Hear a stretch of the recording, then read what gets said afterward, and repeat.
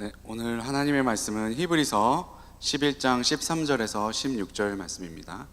네, 히브리서 11장 13절에서 16절 말씀입니다. 네, 신약 성경 365페이지에 있습니다. 히브리서 11장 13절에서 16절 우리 한 목소리로 읽도록 하겠습니다. 시작. 이 사람들은 다 믿음을 따라 죽었으며 약속을 받지 못하였으되 그것들을 멀리서 보고 환영하며 또 땅에서는 외국인과 나그네임을 증언하였으니 그들이 이같이 말하는 것은 자기들이 본향 찾는 자임을 나타냄이라. 그들이 나온 바 본향을 생각하였더라면 돌아갈 기회가 있으렸으니와 그들이 이제는 더 나은 본향을 사모하니 곧 하늘에 있는 것이라. 이러므로 하나님이 그들의 하나님이라 일컬음 받으심을 부끄러워하지 아니하시고 그들을 위하여 한 성을 예비하셨느니라. 아멘. 네, 오늘은 천재 1후의 기회라는 말씀의 제목으로 우리 함께 말씀을 나눠보도록 하겠습니다. 여러분은 일생 일대의 기라는 말은 많이 들었을 것입니다. 일생에 딱 한 번만 오는 기회, 너무나도 소중한 기회죠. 일생 일대의 기회를 누구나 놓치고 싶어 하지 않습니다. 근데 오늘 말씀의 제목은 천재 1후의 기회라고 제가 말씀의 제목을 정했는데요. 이 천재 1후는 천년에 한 번 만날까 만한 기회라는 것입니다. 일생일 때는 일생에 한 번이고 천재 1호는 천년에 한 번 만날 수 있는 기회라는 것입니다. 이 천재 1호의 이 사자성어는 동진시대의 원갱이라는 중국 학자가 삼국시대의 건국 명신 20명을 찬양하는 글에서 특히 위나라의 손욱을 찬양할 때 사용한 말입니다. 이렇게 사용했어요. 천재 1호 현지지기과에. 이 뜻은 이런 것입니다. 현명한 군주와 지모가 뛰어난 신하가 만나는 기회는 천년에 한 번쯤이다 라는 뜻입니다. 혹시 삼국지 좋아하시는 분 있으신가요? 남자라면 다 한 번쯤은 삼국지를 읽었을 것입니다. 순욱이라는 사람을 알고 있나요? 누구의 모사였죠? 누구의 전략가였습니까? 간신 조조, 조조의 군신이었습니다. 뛰어난 지략가였어요. 이 사람이 조조가 위기에 처했을 때마다 뛰어난 지략으로 그 위기를 넘어서게 했습니다. 특히 그 원소 있잖아요. 원소를 정벌하고 북방을 전벌할 때에 손욱이 결정적인 지략을 써서 원소에게 질 뻔한 전투를 승리로 이끕니다. 그래서 북방을 다 통일시켜 버렸어요. 그리고 나서도 그 후에도 그 중국 땅의 3분의 2의 영토를 다 점령할 동안 수많은 위기 속에서 손욱의 그 지략으로 그 땅들을 점령해 갈 수 있었습니다. 그래서 그것을 기려서 천재 1호의 만남이다. 조조는 순욱을 통하여서 전국 통일을 이룰 수 있는 기반을 마련할 수 있었다. 그것을 찬양한 것입니다. 근데 이 천재 1호의 만남은 결국에는 비극으로 끝나게 됩니다. 조조가 영토의 3분의 1을 차지하고 나자 이제는 순욱이 필요가 없는 거예요. 근데 순욱이 계속 조언을 하는데 조언이 뭐냐면 한신왕을 죽이지 말자는 거였어요. 한왕을 죽이지 말고 계속 우리가 섬기면서 이 나라를 통일하자 이렇게 얘기를 했습니다. 근데 조조는 전혀 다른 생각으로 있어요. 자기의 왕국을 만들고 싶었던 거예요. 그래서 이제는 손욱이 필요 없자 그에게 빈 사발을 보냅니다. 이게 무슨 뜻일까? 빈 그릇을 보내는 거예요. 넌 이제 나에게 빈 그릇과 같은 존재라는 거예요. 그래서 그 뜻을 알아채고 순욱은 그 빈 그릇에 사약을 담은 후에 그것을 먹고 자결하게 됩니다. 천년에 한 번 만난 그런 만남이었는데 결국에 그 끝은 비극으로 끝나게 됩니다. 이런 사례가 많아요. 유방 다 아시죠? 한왕조를 그 전국 통일을 했던 그 유방도 다 통일한 후에 가장 큰 공로를 세웠던 한신을 죽입니다. 우리나라에도 있었죠. 누가 있었을까요? 선조에게 누가 있었죠? 임진왜란 때 충무공 이순신이 있었어요. 그러나 이순신을 시기해서 한번 백의종군을 시키잖아요. 만약에 그때 이순신을 백의종군 시키지 않았으면 임진왜란은 더 빨리 끝났을 거예요. 더 많은 백성들이 죽지 않았을 것입니다. 그런데 선조의 그 무능함으로 이순신을 백의종군 시키는 그 시간 동안 더 많은 백성들이 죽게 되어집니다. 그렇게 천재로의 만남은 있었지만 그 끝은 좋지 않았습니다. 왜냐하면 사람과 사람이 맺어진 관계이기 때문에 그렇습니다. 하지만 천지 만물을 창조하신 하나님께서는 절대 변함이 없으신 분입니다. 절대 하나님이 약속하신 분은 신실하신 하나님이시기 때문에 하나님은 반드시 그 약속을 지키시는 분입니다. 조조나 유방이나 선조와 같이 내치시는 분이 아니라 끝까지 그 약속을 지키시는 분이십니다. 사무엘상 15장 29절에는 이렇게 기록되어져 있습니다. 이스라엘의 지존자는 거짓이나 변개함이 없으시니 그는 사람이 아니심으로 결코 변개하지 않으심이니이다 하니. 네, 하나님은 절대 변함이 없으신 분입니다. 그래서 우리를 향한 그 사랑과 약속은 반드시 이루어지게 되는 것입니다. 그러면 우리를 향한 하나님의 사랑과 약속은 무엇일까요? 그 사랑은 무엇이죠? 바로 그의 아들 예수 그리스도를 이 땅에 보내셨다는 것입니다. 예수 그리스도를 통해서 우리의 죄를 사하신 것, 그것이 우리를 향한 사랑이셨고 우리를 향한 약속이셨습니다. 사람은 누구나 죄를 짓게 됩니다. 왜 사람은 누구나 죄를 짓게 되죠? 그 이유는 아주 간단합니다. 하나님이 처음에 하나님의 형상대로 지음받은 그 모습대로 살지 못했기 때문에, 그렇기 때문에 우리는 죄를 지을 수밖에 없는 것입니다. 아담을 통한 원죄로 시작되어서 스스로 짓는 그 자범죄를 통해서 이 세상 가운데, 이 죄가 가득한 이 세상 가운데 살아가면서 죄를 지을 수밖에 없는 존재가 된 것입니다. 하나님께서는 말씀으로 천지 만물을 창조하시고 그 마지막에 사람을 하나님의 형상대로 지으셨습니다. 하나님의 형상대로 지었다는 것은 하나님은 하나님의 형상을 받아서 우리처럼 머리와 이런 팔다리가 있으시겠죠. 이 육체적인 모습을 하나님의 형상과 닮았고, 또 두 번째는 하나님과 같이 거룩하고 죄가 없이 처음에 지음을 받았다는 것입니다. 그런데 우리가 그 아담의 원죄로 말미암아, 아담의 원죄가 뭐죠? 하나님의 말씀에 불순종한 것. 하나님의 어떤 말씀에 불순종했죠? 이 세상에 있는 모든 것을 다 누리되 단 한 가지만 하지 마라. 그게 뭐였죠? 선악을 알게 하는 나무를, 그의 열매를 먹지 말라. 그것을 어겼습니다. 그 말씀에 불순종함으로 죄가 이 땅 가운데 들어왔고, 또 사람 가운데 죄가 들어왔고, 또 죄가 많은 세상 속에 갈 수밖에 없는, 버림받을 수밖에 없는 상황에 처하게 된 것입니다. 그래서 그 죄를 통해서 이 세상 가운데 인간은 고통을 받게 된 것입니다.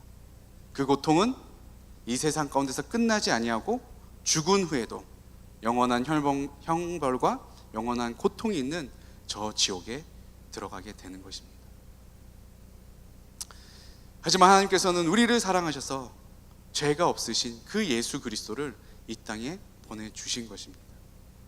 이 땅에 보내셔서 십자가에서 죽으심으로 말미암아 우리의 죄를 깨끗게 하셔서 다시 하나님의 형상을 회복하게 해주신 것입니다. 다시 거룩한 모습으로 거룩한 생활을 할 수 있도록 우리를 인도해 주신 것입니다. 그것이 예수님의 십자가의 사랑인 것입니다. 그것이 또한 하나님의 사랑이고 하나님의 약속입니다.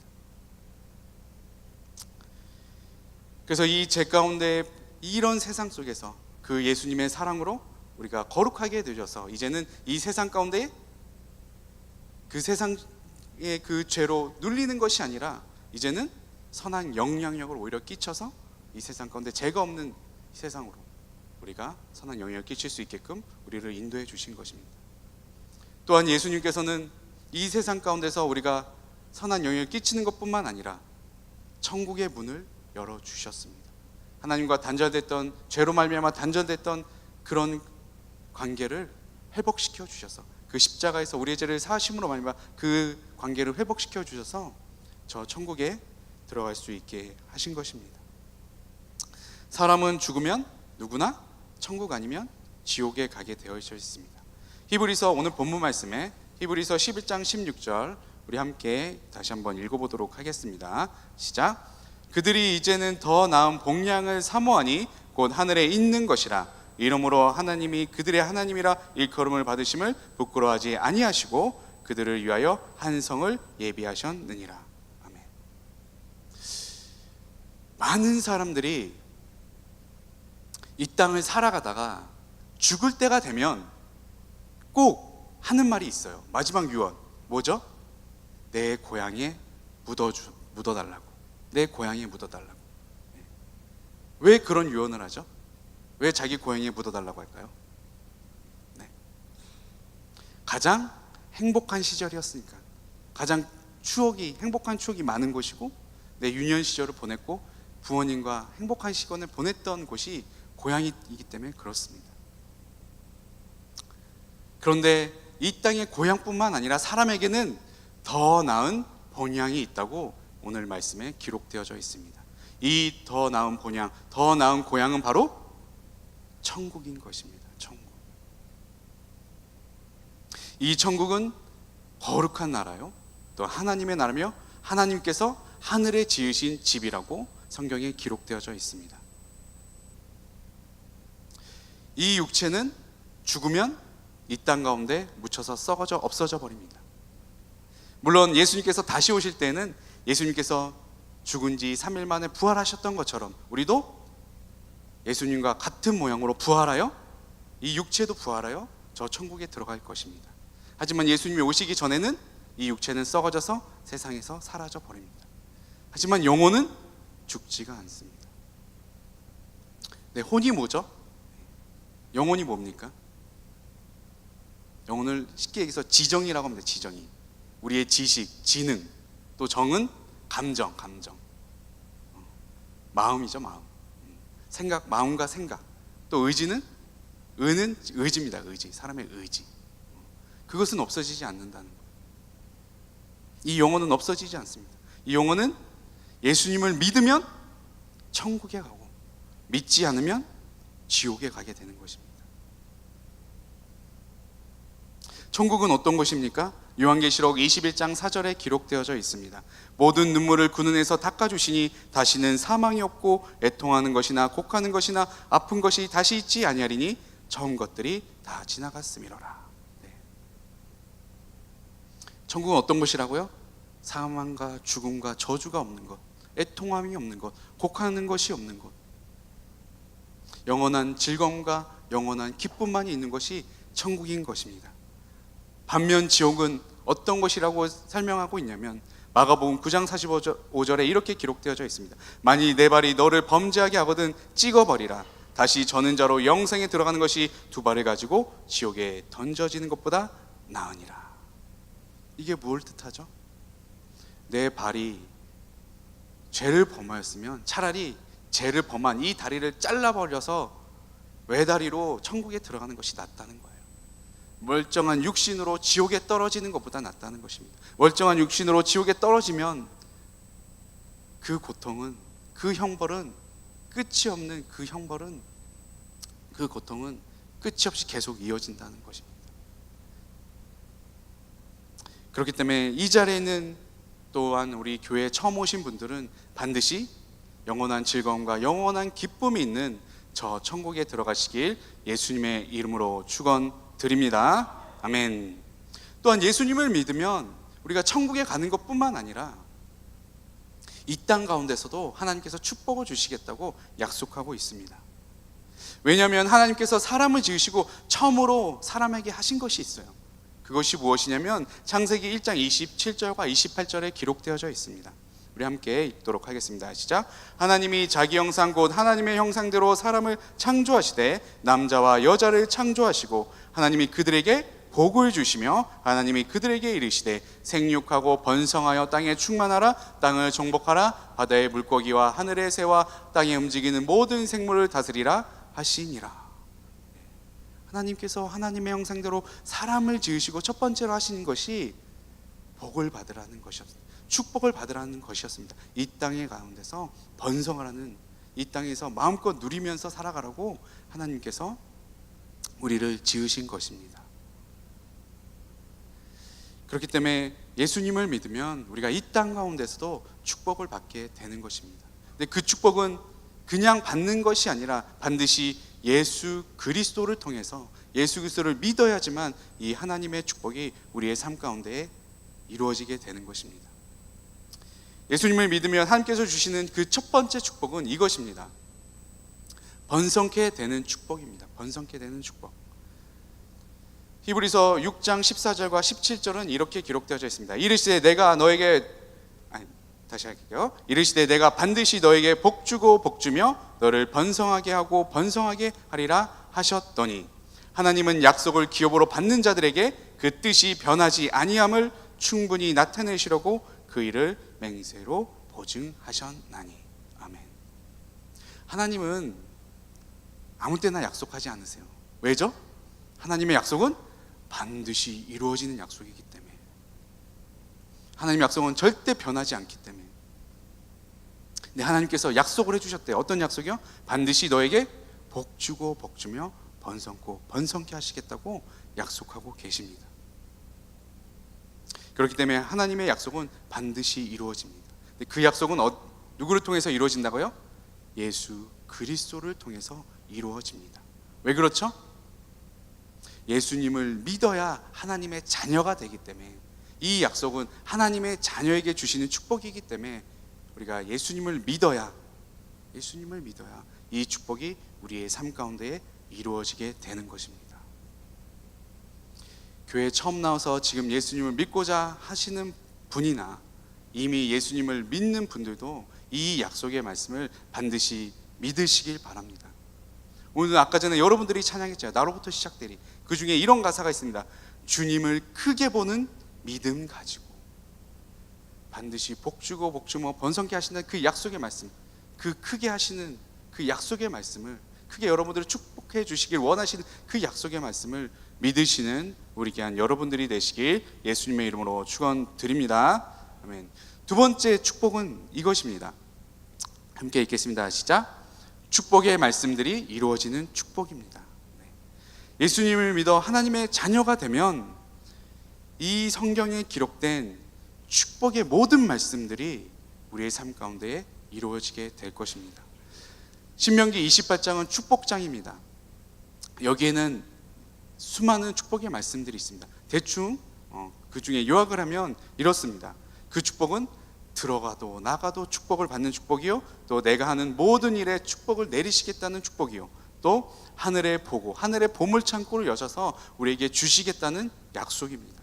또 우리를 이 땅 가운데 머리 있게 하시고 위에 있게 하시겠다는 축복의 말씀입니다.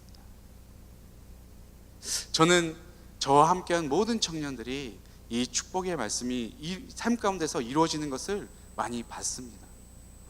오늘 처음 교회에 온 우리 청년들이나 아니면 믿고 있으나 이 말씀이 나의 삶 가운데 적용되지 않는 것 같다면 오늘 꼭 이 말씀을 믿으셔서 여러분들의 삶 가운데 놀라운 신명기 28장의 그 하나님의 축복의 말씀이 반드시 이루어지길 예수님의 이름으로 축원드립니다.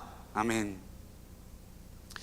마지막 세 번째는, 우리가 예수님을 믿으면 하나님께서 주시는 축복 세 번째는 이것입니다. 우리 함께 읽겠습니다. 시작. 고난에서 건지시는 축복입니다. 이사야 43장 1절에서 2절은 이렇게 기록되어져 있습니다. 야곱아, 너를 창조하신 야훼께서 지금 말씀하시느니라.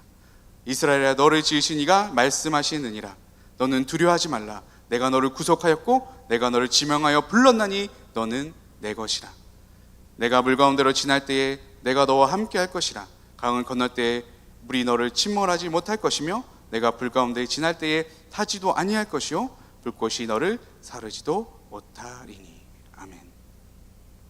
우리가 예수님을 믿어 하나님의 자녀가 된다면, 이미 하나님의 자녀가 되었다면 여러분들은 반드시 이 말씀을 믿으시길 바랍니다. 예수님을 믿으면 우리는 하나님의 자녀가 되어 하나님의 것이 되는 것입니다. 그래서 하나님께서는 이제 너는 내 것이라고 지금 말씀하고 계십니다. 내 것이 된다면 내가 불같은 시험이 너 가운데 있을지라도, 불같은 고난이 너 가운데 있을지라도 그런 순간에 너를 건지겠다고, 너를 이끌어주겠다고, 너를 인도하겠다고, 너를 보호하겠다고 지금 약속해 주고 계십니다. 늘 하나님의 보호하심이, 그 약속의 말씀이 고난 가운데 빠져 있을 때에 이 약속의 말씀을 기억하시고 반드시 승리하는 여러분들이 되시길 예수님의 이름으로 축원드립니다. 아멘. 그러므로 우리가 예수님을 믿어 하나님의 자녀가 된다면 영원한 기쁨과 영원한 즐거움이 있는 저 천국을 소유할 뿐만 아니라 이 세상 가운데서도 번성케 되는 축복의 말씀이 여러분 삶 가운데 이루어지는 축복이, 또한 고난 가운데서 건지시는 축복이 여러분들 삶 가운데에 반드시 이루어지게 될 것입니다. 조조와 순흑의 그 천재로의 기회는 천년에 한 번 이루어진 기회지만 결국에는 실패로 끝났습니다. 하지만 지금 여러분에게 예수님을 믿을 기회는 언제 또 오게 될지 모르겠습니다. 천재 1호의 기회보다 더 소중한 기회가 지금 여러분 가운데 있습니다. 반드시 지금 예수님이 믿을 수 있는 이 기회를 꼭 잡으시길 바랍니다. 왜냐하면 그 기회와 그 약속은 절대 변함이 없기 때문입니다. 천재 1호의 기회처럼 실패로 끝나는 것이 아니라 반드시 이루어질 약속이고 기회이기 때문입니다. 이 약속은 반드시 예수님을 통해 이루어지게 될 것입니다. 히브리서 13장 8절 우리 함께 읽도록 하겠습니다. 시작. 예수 그리스도는 어제나 오늘이나 영원토록 동일하시느니라. 예수님은 어제나 오늘이나 앞으로 영원토록 변함이 없으시고 동일하신 분이시기 때문에 지금 여러분들에게 허락한 이 축복의 말씀이, 축복의 약속들이 반드시 이루어지게 될 것입니다. 예수 그리스도를 통해서 이루어지게 될 것입니다. 그러므로 이 자리에 있는 모든 분들이 이 기회와 약속을 예수님을 믿어 반드시 이루게 되시길 예수 그리스도의 이름으로 축원드립니다. 아멘.